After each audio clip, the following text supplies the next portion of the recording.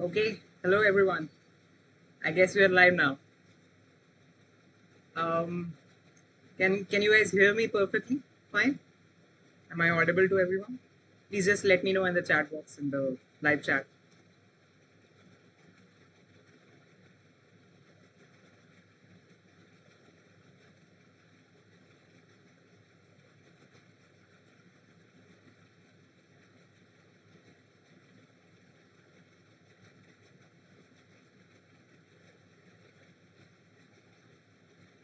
Please let me know if you can see me clearly.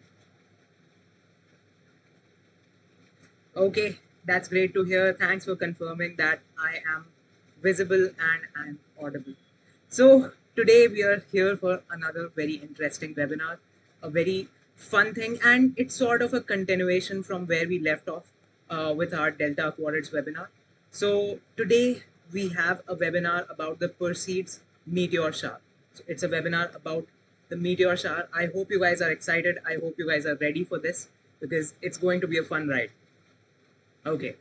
Uh, okay. So let's get started. Let me just share my presentation with you all, and then we'll get started. Okay.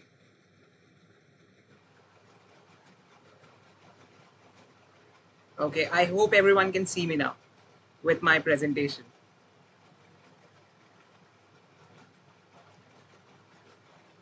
Right.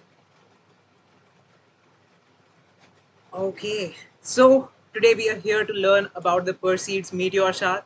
There are a lot of different things that we can learn while learning about this shower. But before all of that, um, I just have a question for you guys. Have you ever seen a meteor shower by yourselves? Ever seen a meteor shower? Ever seen a meteor shower or asked for something from a falling star, a shooting star? Or ever seen a singular meteor? Not even a meteor shower. A meteor shower isn't necessary. But have you guys ever seen a singular meteor or asked for a wish? Because there's a huge trend, right? In the 90s, the Hindi film industry and the Hindi TV industry, they were heavily reliant on this plot point that whenever someone was in trouble or they had to get something done, there was a shooting star. They just asked for that thing, and that thing magically appeared in their lives. So this thing has been a part of our culture. It has been a part of our society, not only ours but human society in general, for a very long time because it's a spectacular event to see. Okay, so it's okay if you have never seen one. Maybe this could be the opportunity where you see your first meteor shower or a singular meteor, and you are able to get something from that meteor. Okay, so that is what we are heading for. We are going to investigate the greatest plot point of the 90s film industry. And today we are going to find out about their origin. We are going to find out how to observe them. We are going to learn about the basics of logging these observations. So, science is basically doing stuff and writing it down and learning about it. So, we are also going to have that component. We are going to learn how to observe these meteor showers, and we are going to learn how to log these observations, how to write them down in a proper manner so that they can be collected as a proper data. Okay, so today we are going to learn about the basics of these things. In the previous webinar about the delta quadrants, we have discussed some of the topics that we are going to discuss today, like what are meteors or what are meteor showers, why they are happening. These things we have discussed in the previous webinar. So if you want to learn about them in great detail, I do suggest that you check it out. There's a link in the description. But today, it's not like you won't be able to follow today's webinar. So please just stick around. And after this one, you can also check out the previous one to learn more about this stuff, to go into a bit more detail. Today, too, we are going to do a little revision and figure out what is going on the inside of this phenomenon. Okay, so let's get started. And let's start with this. Let's start with something quite exciting. So let's start with something quite exciting. I hope you can see on my screen. There's a little explosion in the sky. Is there a little explosion in the sky? Can you guys see? So that little explosion is actually a meteor. And just by looking at that video, I I hope you guys have some idea about what exactly is a meteor. A meteor is a small body of matter that is coming in into the Earth's atmosphere from outer space and becoming incandescent or starting to glow due to the friction that it experiences from the Earth's atmosphere that causes it to heat up. And we see these things as a streak of light in the sky. So they are different from asteroids or meteorites. All these different terms, they mean different stuff. This is what a meteor is: something that comes in from outer space, enters the Earth's atmosphere, heats up, right? This is from the southern side of Norway. You can see the date. So it's quite recent. This event is from the previous month, 25th of the previous month. Not even 2 weeks have passed since then. So this is what a meteor is. It is a streak of light that you can see in the sky.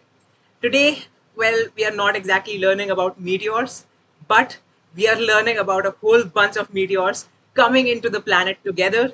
And this event is called a meteor shower. A whole host of meteors coming into the planet at once. And all of these meteors, they seem to be coming in from the same point. Um, that point is called the radiant. We'll talk about that a bit more later. But all of these meteors, they seem to be coming in from the same point. They seem to be entering the planet sort of together. Okay, like this. You can see it over here on this side. Now, these meteors, generally, they are the source of these meteors is maybe broken parts of comets, or broken parts of bigger asteroids. But they, in general, they are relatively smaller in size. They very rarely reach the Earth or cause destruction on the Earth. Generally, they just get us a good light show in the sky, a good fireworks show in the sky. Okay, so that is what a meteor shower is. So today we are just doing a little revision before getting into the good stuff, getting into the juicy stuff. How do meteor showers get here? So the reason behind that is there may be a comet's orbit like this, and in that orbit, that comet may be leaving behind particles or broken up pieces that have been created due to the sun's heat energy breaking them up, and that is leading to the creation of these trails behind them. There are these trails behind the meteors. As the Earth passes through them, while going through its orbit, obviously these things, they get attracted by the Earth's atmosphere, by the Earth's gravity, and that causes them to fall towards the Earth as a fireworks show, right? Now, certain times of the year we see way more meteors than usual. These are the times when Earth is passing through one of these meteor streams that they have left behind, and that is what a meteor shower is, basically. To know more, obviously, you can refer to our previous webinar. Where does the Perseids meteor shower come from? So I am happy to tell you guys that the reason behind this is a very fast turtle. So there's a really, really swift turtle that is responsible for this. Okay, there's a really swift turtle. Uh, Actually, my bad. It's not a turtle per se, but it's Swift Tuttle. So the name of the comet that is causing this phenomena, its name is Comet Swift Tuttle.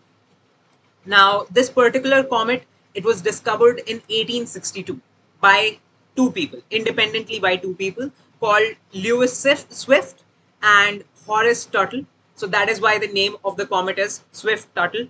And in the year of its discovery, when this particular when this particular comet was being discovered, at that time it was as bright as Polaris. Polaris is the pole star. You may know it as Dhruv Tara or North Star, right? So the brightness of that star and the brightness of this comet in the sky was the same during the year 1862. And that is what led to the discovery of this particular comet.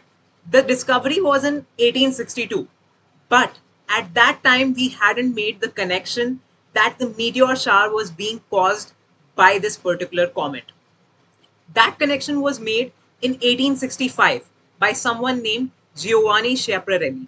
Okay, it's a Italian person, and he made this discovery. He had this realization that this particular comet was the source of the Perseids. Later on, through further investigation, we figured out that that was the case. So we can thank that this person for that discovery. You can see that the comet is on your screens like this. It goes at a very high velocity, and you can see the orbits of the planet. So the blue orbit over here, that's the Earth's orbit. Yellow one is the sun, green one is the Jupiter, and so on. There's the other planets. So this orbit, it takes 133 years. Quite a long time, right? 133 years. At one point, it goes beyond the orbit of Pluto. At one point, it is within the orbit of the Earth. So a really long journey that takes 133 years. Last time that it was really close to the Earth was in the year 1992. And that is when it was rediscovered by a Japanese astronomer. So that brought it back into the limelight at that time. And this comet will obviously return after 100 years. So 1992 was the previous perihelion. Perihelion is the point which is closest to the sun in a particular orbit. So last one was in 1992. You can add 133, and what would you get? What would you get if you add 133 to that? So you would get 2125. So this would return in 2125. Now this is a pretty big comet. It is it's a big guy. It's a real big guy of the comets. It is almost twice the size of the comet that wiped out the dinosaurs. So it is 26 kilometers in size. The nucleus of the comet is quite big, and that is why it creates one of the most beautiful and major major meteor showers of the whole year. So it's a very prominent phenomena. You can see one of the pictures of the comet a bit more zoomed in. You can see it's a big guy. Okay, so as we have seen earlier, Earth has to cross through one of these meteoric streams that they leave behind, and that is what is leading up to our present situation of meteor showers in the sky. Um, as the Earth goes around during February, it's not going to get these meteor showers because that at that point it's not coming in contact with the stream. But in August, on August 12th, you can see that the Earth is exactly in the middle of it, and that is going to be sort of important later on. So just keep that date in your mind, August 12th. Okay. As the Earth gets into its orbit, something very magical happens. You can see what it looks like from space. So don't just believe me. Don't believe me when I say that meteors are coming in from space. Someone could be launching it from the ground. So there is some proof about it. There is some confirmation about it. We know that they come in from the space. We have got some evidence over here. This is the one of the Perseids meteors from a previous year. It's a shooting star, right? Shooting star. We have used that term before. So it's a shooting star from Perseids, and it was shot from the ISS. You can see the name of the astronaut that shot this particular picture. So he was a flight engineer, and he was aboard the craft, and he took this particular photograph. So you can see what these meteors look like as they are descending into the Earth's atmosphere. You can see a faint glow of the Earth's atmosphere over here, right? You can see a faint glow of the atmosphere, and as it enters that atmosphere, you can see it glowing up. So there it is. Now I want you all to recall something. I want you all to recall something that we had talked about it like a few minutes back. So remember I said that all the meteors, they seem to be coming in from the same point. They seem to be coming out of the same point in the sky. Remember that? And that point was called the radiant. So what exactly is the radiant? Let's just find out. Where exactly is this stuff coming from? They seem to be coming from a singular point. They are not exactly coming from a single point, but they seem to be originating from a singular point. How can we think about this? Just imagine a situation. Like you're sitting in a car and you're going through, like there's rain on the outside. You're comfortably sitting in your car and it's raining outside. So as you're moving in your car, it would seem like it would seem like the drops are falling on your windshield, right? If you see there's an auto in front of you, let's say there's an auto in front of your car, so you could see that the you have that um, you have that logic based connection that obviously the rain is coming from the sky. But if we talk just visually, you could make a connection that it is sort of coming from the surface of the auto. If there was a really strong wind in the direction of which you were traveling, so it would seem like they are coming from the object in front of you. Something similar happens here. As the earth is moving through its orbit, when the meteors they start entering our atmosphere, at that point there may be a constellation that lies beyond it. That part of the sky, it seems like all these meteors are coming in from that point. So that point is called the radiant. It is a very important thing. Please keep this in your mind. This is going to become quite important as we move as we move ahead. So it's the point in the sky from which, from the point of view of a terrestrial observer, the paths of the meteors they seem to originate from that singular point, right? That is the radiant or the apparent radiant. Now, the radiant for the Perseids is predictably the Perseus constellation. They are called the Perseids because it's from the Perseus constellation. That is why they are named the Perseids. Most of the meteor showers they are named after the constellation out of which they seem to be radiating out of. So there's the Perseus constellation. This particular constellation, I find its story very interesting. Perseus is a Greek hero, a hero of Greek mythology. He is the son of Zeus, the guy with the thunderbolts. So he's a hero, and he's the one credited with killing Medusa. So Medusa is one of the three Gorgon sisters, and he was the one who killed it. So does anyone know what power Medusa had? What power did Medusa had? Any guesses about this? Maybe this could have something to do with stones.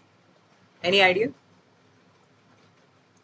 Okay, so the god of war fans among us, they might know that the head of Medusa, it was capable. The eyes of Medusa specifically, they were capable of turning men to stone. And Perseus, he employed a very interesting technique to counter this power. It's a very win all situation power, right? So it's a very OP power. So he used his shield to see the reflection of Medusa, and he used that reflection to slay her. So he used a very specific technique for this. You can see that the radiant point of our particular meteor shower is right next to the Perseus constellation. Please keep this in mind. This is going to be very important.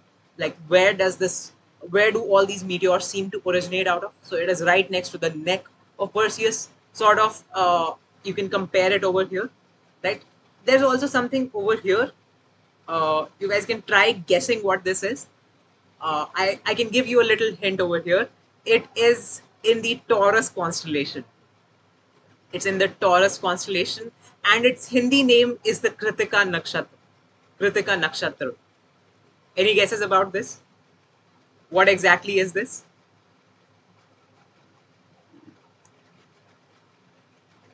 So, this particular object is Pleiades star cluster. It is a cluster of stars. They come together at a singular spot. It is a cluster of stars over here. That's the Pleiades star cluster, and this can also come in handy. We'll see how. Now you have got all this different information about the Perseids, but till now we have not exactly discussed where or how or when you can see it. So let's just answer these questions one by one. Let's take up the first question. When exactly can you see it? So that you can plan ahead of it. So lucky for you, it's quite close to you. The duration of the Perseids meteor shower, it runs from July 17th to August 24th. Quite a long duration. Today is the 11th of August, so quite a lot of time left in the run of this meteor shower, right? Um, it is one of the most grand meteor showers of the year. There are like a lot of meteors in this time. So its peak, the day on which we'll see maximum activity out of it, is on the night of 12th and in the early morning hours, the early hours of August, so August 13th. So that is the time when you're supposed to see it, when you're like you can see it during any of the days, but this is the day on which there is going to be maximum activity. Even if you miss it, don't worry about it. You can still see it on any other day till August 24th. It's going to be there in the sky till August 24th. So at this point of Earth's rotation, Delhi is going to be in such a state that we are going to be able to see the meteor shower. So that is good. In fact, most of India will be able to see the meteor shower. And the shower is expected, if you talk about the peak of the shower is expected to reach its absolute peak on the 13th of August at 1 a.m. So early in the morning on the 13th at 1 a.m. you can see the peak of the shower. But don't just focus on the peak, you can see it even today and the other days till August 24th. Now, there's one thing that makes this particular shower quite important. That is why we are covering it up. That it is a major meteor shower. I have been using this word a lot, and it's not without reason. I'm not doing this without any reason behind it. There's like a proper classification, and this qualifies as a major meteor shower because it has something called a ZHR. There's a term related to meteor showers called ZHR of greater than 20. Its ZHR is up to 110. So 110 is the ZHR for Perseids. What ZHR is, that we'll talk about maybe in the future when we discuss one of the other meteor showers. But for now, I want you all to know that the ZHR, it is a qualifying criteria for the quality or the number of meteors that you can see in a particular meteor shower. The higher it is, the better. Okay, it is a way of standardizing how high performance a particular meteor shower is. So this is one of the highest performances that we can see, and the full form of ZHR is zenithal hourly rate. And if I dumb it down a lot, for like if I put it in absolute layman's terms, I would say that it is the amount of meteors that we can see in an hour. Okay, so you won't exactly be seeing 150 meteors, but or 110 meteors. You'll see a lot less, but it marks that this is the amount of meteors that can be there for this particular meteor shower. So that is when you can see it during this time duration. Now that we know when to see it, you also know where to look for it in the sky. The sky is quite big.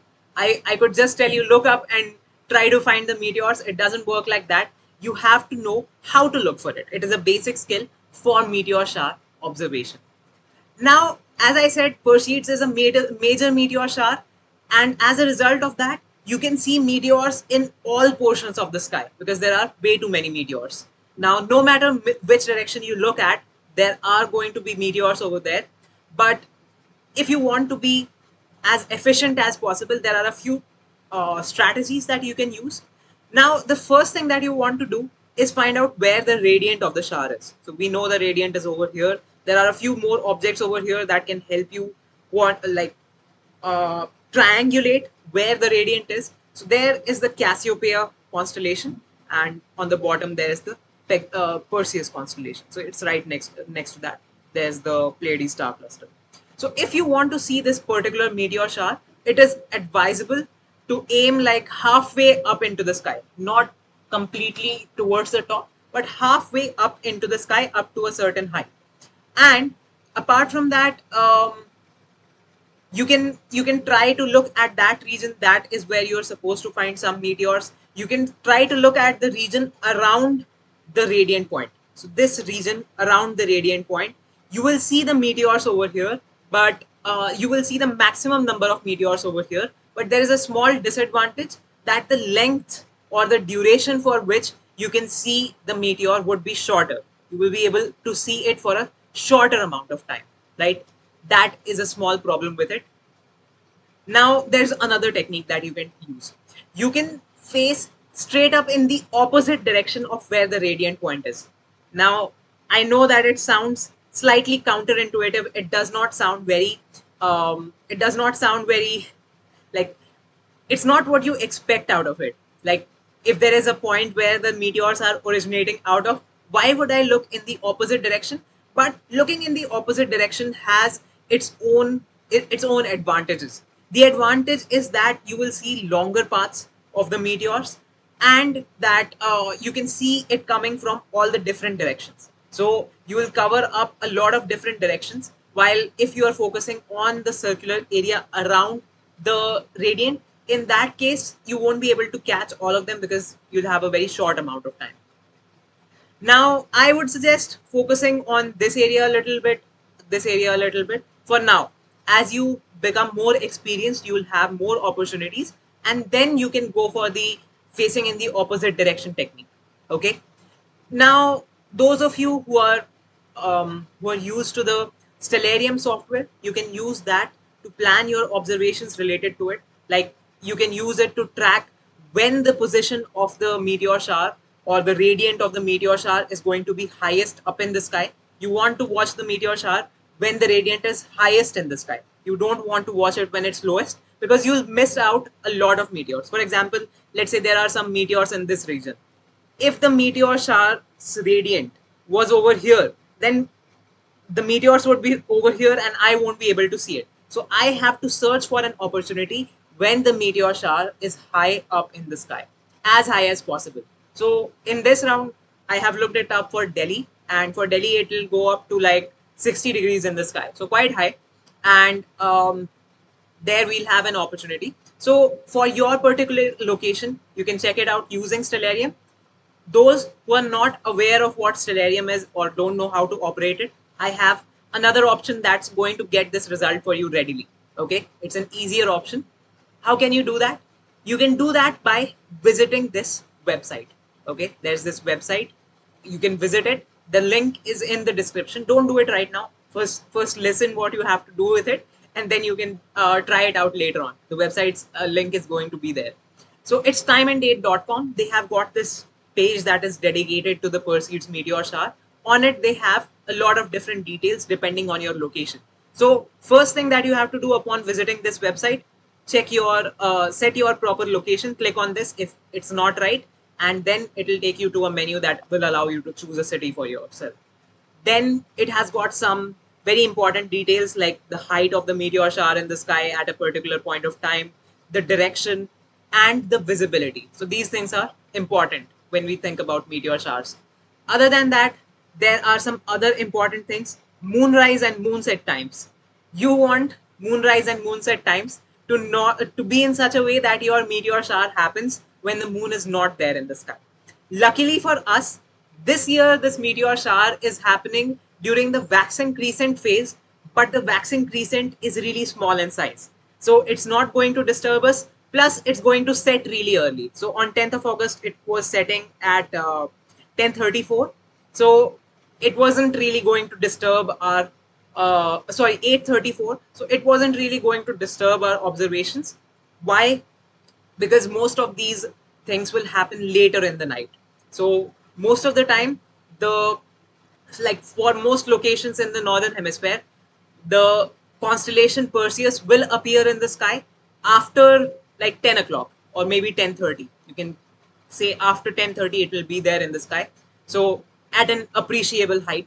So the moon is not going to disturb us this year. We are very lucky, and that is a very opportune moment. Because if you remember with our Delta Quadrant session, we weren't really there was a moon in the sky that could have disturbed our observations. So this is a really big advantage for this time. Apart from that, on the same page, when you scroll down a little bit, you can see a little table that has got details related to the time and the altitude or height of my constellation in the sky, how high up in the sky it is. So you can use this information and try to go for the maximum altitude when you're trying to look for the you can go for the time duration at which the Perseus constellation or my radiant is at the highest altitude, because in that case the number of meteors that you can see is going to be the absolute maximum.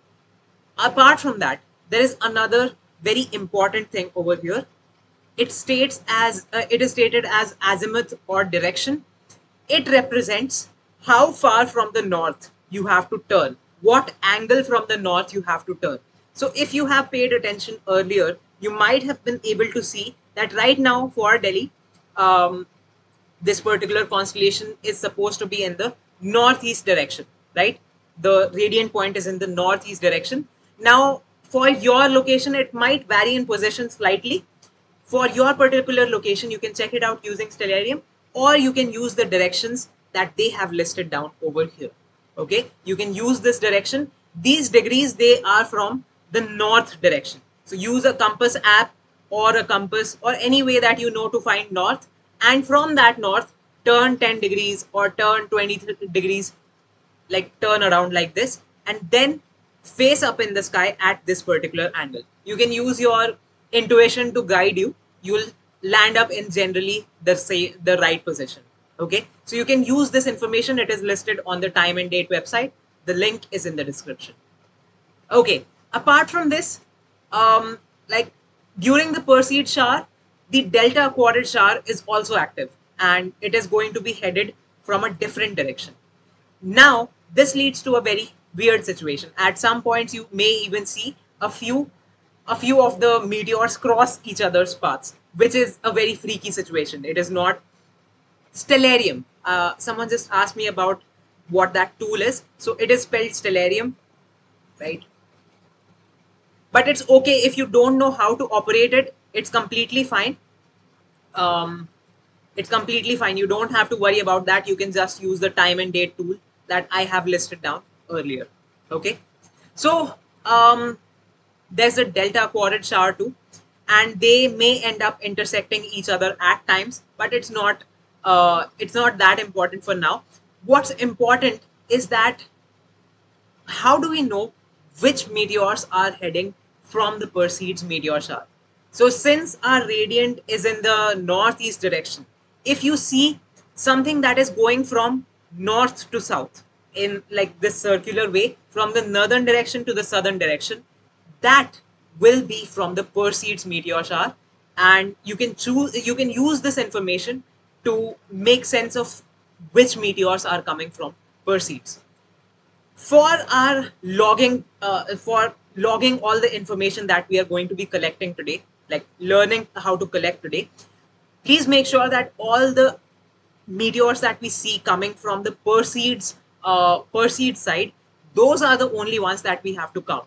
The ones that are coming from the other meteor showers or other random meteors that are not part of a particular shower, they are called sporadic meteors. They are not part of the Perseids meteor shower, and when we log it in our log sheets or wherever we are logging it down, writing it down, we have to make sure that we only count the proper number of meteors. Okay, so that is the thing about it. Now, I mentioned where you can see it in the sky, but we have another component. We have another component that says where exactly do I have to go to look at these meteor showers. Now, the answer to that is you have to go to a dark site or a dark spot, as dark as you possibly can. Cities, they'll have issues of light pollution, they'll have issues of actual air pollution, and these things will dim out the number of meteors that they'll lower the number of meteors that you can actually see. So if you want to do this, you'll have to make sure that you are in a dark spot. You can see it from cities, but the number of meteors that you will see will go down drastically. So I suggest that you try to get to a dark spot of some kind, like a rural area or a semi-urban area of some sort, a smaller city. A rural area is preferred. Some kind of isolated area or jungle area is going to be the best for this. So you have to make sure that you are in a dark spot. Plus, we need luck to be on our side. We need clear skies for this. So a little prayer will come in handy for this. So please make sure that you check the weather forecast for the dark side beforehand if you are heading out to a dark side, because this is a season of showers and untimely showers. So if you are heading out to a dark side, please make sure that there are no scheduled rains in that region. That will save you a lot of trouble. Okay. Another thing that you have to do, you have to keep these tips in mind if you are trying to observe these meteor showers, please make sure that you are keeping 30 to 40 minutes aside before the meteor shower happens or before you plan to observe the meteor shower to get used to the dark. In this time duration, you have to go to a dark location wherever you are. Maybe it's your terrace, or maybe it's a field of some sort. You go over there, and after this point you don't look at any bright objects like street lights or maybe your mobile phone. During these 30 to 40 minutes, please don't look at your mobile phones or the street lights. You need these 30 to 40 minutes for your eyes to adjust to the dark, right? Think of a situation when you are out playing in the sun. Okay, you're outside playing in the sun. You come back to your home, and as soon as you get back, you are unable to see anything around you. This might have happened to you. This you might have experienced this, and the reason for that is that our eyes adjust to the amount of light that is there in our surroundings. So you have to give your eyes 30 to 40 minutes to adjust to the light, that to the absence of light, to the darkness, so that you can see the faintest of the meteors. This will count a lot. So I want you all to keep this in mind when you're going out to see the meteors. Please don't look at your mobile phones. Try to avoid looking at your mobile phones. Binoculars, telescopes, not required for this activity, not required for observing meteors. In fact, they are detrimental. So you don't need any equipment for this. Your eyes are more than enough, right? If you want to photograph the meteors, please bring a camera and a tripod. You won't be able to do it using just your hands. A tripod will go a long way. When you are trying to photograph it, set your camera to a longer exposure time. Try to set it for a longer exposure time, maybe from a few seconds to a minute. That will make sure that the meteors, they are being covered up in your shot and you don't miss out on it. If you increase the time over 1 minute, you run the risk of having a situation where you are capturing the movement of the stars too. So that will disrupt the photograph that you've got. Okay. So this is something that you have to keep in mind. Okay. So that is all about the steps that you have to take. Now, I have a particular checklist or sequence of events that you have to keep in mind if you are trying to go and see these meteor showers. Okay, these are the sequence of activities that you have to do, a sort of checklist that you have to perform before we head out to see our meteor showers. Now, what are the things that we are supposed to do? I have divided it into 3 different sections. There are 3 sections. There's before, there's during, and there is after. Before the shower, the first thing that you have to do is you have to get in the spirit of scouting.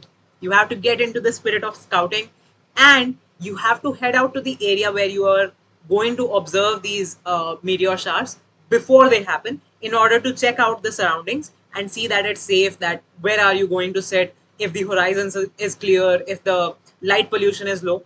So you have to get into your scouting spirit. Okay.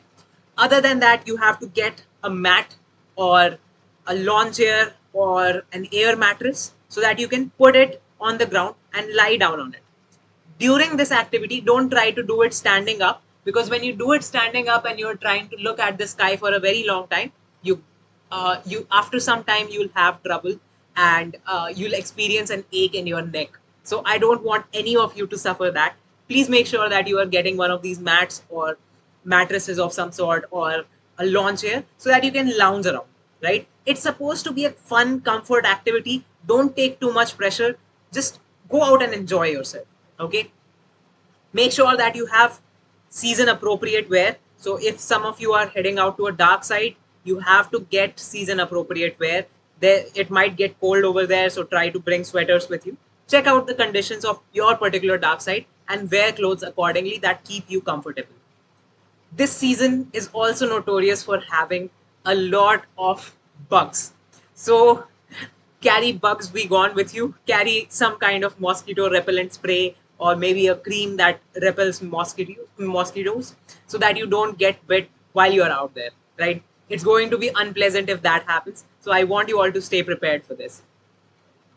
Okay, so that is another thing. And now the most important part, way more important than observing way more important than any of our other arrangements. It's food. Please make sure that you are carrying some food with you because this is supposed to be an all night activity. You are going to start from 10:30 p.m. and it is going to go on till maybe 4 o'clock in this 4 o'clock in the morning. That is the time duration when the meteor shower is at its peak, or that is the time duration when it is going to be most accessible or most easily observable in the sky. So you have to make sure that you have your snacks to keep you awake and to keep you entertained, keep you comfortable in that time. When you are packing your snacks, please make sure that there are some high vitamin A content foods in there, like papaya or carrots. So these things are good for our eyesight and our alertness and our performance. So make sure that you are carrying this stuff in your food backpack. Try to avoid smoking or drinking during this time duration, or anything that can reduce your alertness, because if your alertness level goes down, then you won't be able to catch the meteors. These meteors are quick, they go around like that in seconds. So if you want to catch these meteors in action, you have to make sure that you are extra alert, and you're because you are trying to keep a record of all this. Make sure that you're carrying a notepad or a paper of some kind, a paper and pen, so that whenever you see one of the meteors, you can instantly mark it down on that paper. It's going to be dark wherever you are heading out, so you have to have a notepad or something that can help you keep track of it. So you can use just simple marks in order to keep track of it. Just draw a straight line and that would suffice.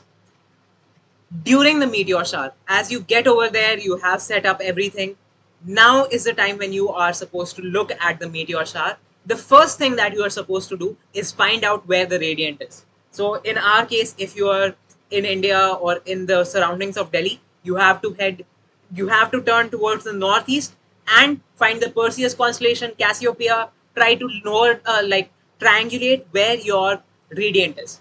Once you have done that, you have done one of the most important steps. Choose your strategy. I have told you the strategies that you can use. Then, as the meteor shower begins, as the time duration in which you are going to observe the meteors, it begins.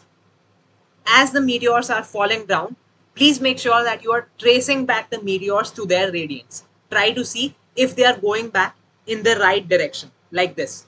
Okay, this meteor is headed, if you trace it back, it goes back to the radiant. This also goes back to the radiant. All the meteors that are a part of our particular shower, they'll be traced back to the radiant. While if they are not part of the meteor shower that we are observing, they will not be traced back to the radiant. So you have to be very quick when you're doing it. You can just do it using your intuition. The other sporadic meteors, they'll look like they are coming from a different direction. So just keep this in mind. Okay, this was for the duration of it. After you're done, you go on and fill the log sheet. Now, what exactly is the log sheet? The log sheet is something that I have prepared for all of you. The link to it is given in the description. There's a drive link. You can use that link to find out what the log sheet is all about. Use that to open that log sheet, see what it's all about. I'll tell you all about it in a minute. Then, once you have filled your log sheet, take a picture of it. Okay, you have taken a picture of it. What do you do with that picture? I will also share a Google Forms link. It is in the description box. Use that Google Forms link and upload your picture so that we at Space India can see what you have done during this particular activity. Okay, we are waiting eagerly for the results that you guys come up with. So what exactly is the log sheet? Let me just guide you about that. This is supposed to be your meteor shower observation log sheet. You have to fill in some basic details like your name, your email ID, your mobile number, your profession, stuff like that. Your location, because that plays a big role in determining the amount of meteors that you're supposed to see. Then your sky conditions. Now that is sort of related to your location, but I want you all to be specific because there will be people from different areas of the country and I won't have complete knowledge about them. So check out all these different categories. Pick the one which you are qualifying for. Okay. Then the date of observation. It's like this. So there's a special format that we use in the field of astronomy. It's like this. if we are observing on the night of the 12th and in the early morning hours of 13th. So I write it like this: 12/13, then 8, then 1996. Okay, not 1996, 2021. I accidentally wrote my birth year over here. Okay, so there we have it. Whatever the year is, please fill in that. Okay, so next up, you have to mark whether you were well rested or not. So, yes or no. Preferably try to be well rested because that will increase your alertness and that will increase the amount of meteors that you can see. You can take your time zone. So if you are doing it in India or in any region of India, you can just take IST. If you are doing it from some other time zone, so that also has a component regarding the timings or the hours that we count in this duration. So please mention your time zone over here. Okay. Now, what exactly do you have to enter into this? The first thing that we have to do is enter the time duration in which we are doing this. So the time duration, the minimum time duration that any of you are going to do this for is at least 1 hour. Please make sure that you are doing this for at least 1 hour. Okay. So as you do this for 1 hour, you will have some count of Perseids over here. Just write that down. You may see a few sporadic meteors, so enter them over here and try to enter the cloud cover that was over there in that particular area. You can just say yes or no if you had some cloud cover in your sky at that time. Okay, if you have some particular measure related to cloud cover, that is even better. You can enter that over here. So this will give me the time duration, the period of time. So maybe I'm starting my observation, let's say at 12 p.m. at night, and I'm ending it at 1:30. So I'll have some idea that during this time duration, for my particular conditions, I could have seen like the possible number of targets could have been, let's say, 70, and I saw, let's say, 60 or something. So I will have some idea that I'm doing it right. I'm on the right track. Okay. And the sporadic count, again, we know what sporadic meteors are. You can just enter it over here. Let's say you took some break uh, at 1:30 p.m. You took a break to eat your food or maybe chat with your friends. You took a break of 20 minutes. You started again at 1:50. So you write down 1:50 over here, then the end time again, then your count, and so on. So I hope you guys understand how you are supposed to fill in this meteor shower observation log sheet, right? As you are done with this, just take a photograph of it with your mobile phone or whatever camera you've got, and then you can just upload it using the Google Forms link that I have provided in the description down below. Okay, so this will be open till August 24th. Till that time, you have the time to do this activity and send us your results. We'll try to evaluate, we'll try to get some results, but we'll try to get some feedback to you. So that is what we are going to do with this, right? I hope you guys enjoyed today's session and you had some fun during what we did today, right?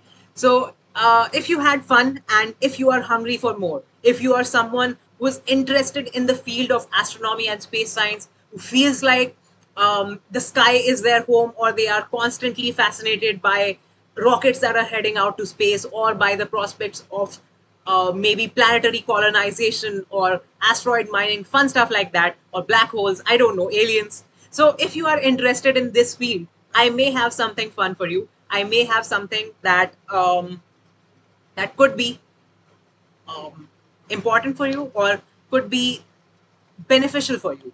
So if you want to join a community of amateur astronomers, you can come in and you can go to this website that you're seeing on the screen right now. You can just type it in your URL bar and go to that website. You can enroll with our club. It's called iAstronomer. It's a weekly club. We meet up weekly. We discuss fun stuff about astronomy and space science, and we try to come up with we try to discuss some hot topics that are going on, like stuff that happens in the sky, or maybe interesting phenomena like dark matter or dark energy, stuff like that. So you can check it out, and maybe if you feel like, you can enroll with us. If you guys have any questions, I'm open to questions. You can just enter them in the chat box. I'll be answering your questions live for the next few minutes.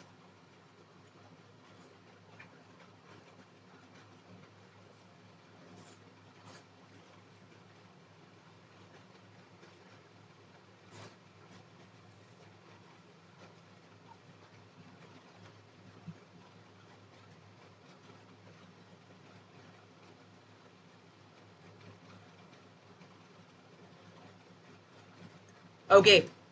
Please come up with any questions that you guys are interested in, and we'll try to answer them live. I am over here for the next few minutes. I'll take up your questions.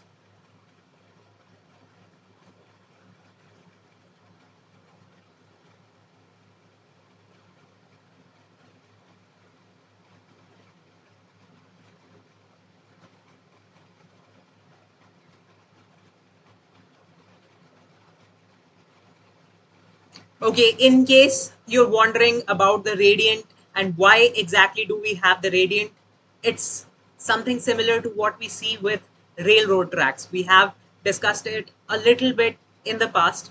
So, railroad tracks, even though they are parallel, they are coming from, like, they are parallel tracks, they seem to be coming from a singular point in the sky. So that is something that happens with railroad tracks. A similar phenomena, we see it in the sky, and it is due to the nature of our vision. Our vision, it gives more area to the things that are closer to us than the things that are further away from us. So that is the reason behind it.